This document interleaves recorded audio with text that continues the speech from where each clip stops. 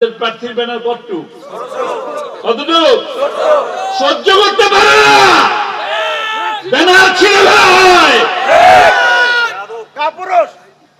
Banner ছিঁড়ে ফেলে, ব্যানারে আগুন লাগায় দেয়। আমি জানতাম তারা এই ধরনের বেয়াদবি করবে, এই কারণে আমি আল্লাহর কালামকে শ্রদ্ধা করে ব্যানারের মধ্যে বিসমিল্লাহির রহমানির রহিম লিখি নাই। তারা কোরআনের আয়াতকে ব্যবসা হিসেবে নিয়েছে। আমরা কোরআনের আয়াতকে ব্যবসা করি না, আমরা কোরআনের আয়াতকে বুকে ধারণ করি।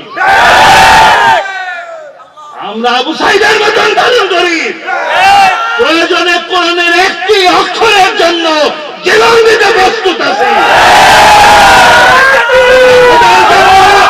ভোটের জন্য বিসমিল্লাহ বলি না, আমরা ভোটের জন্য বিসমিল্লাহ বলি না, আমরা বিসমিল্লাহকে ব্যবহার করি কোরআনের জন্য, আল্লাহর খুশির জন্য, আল্লাহর কালামকে প্রতিষ্ঠা করার জন্য।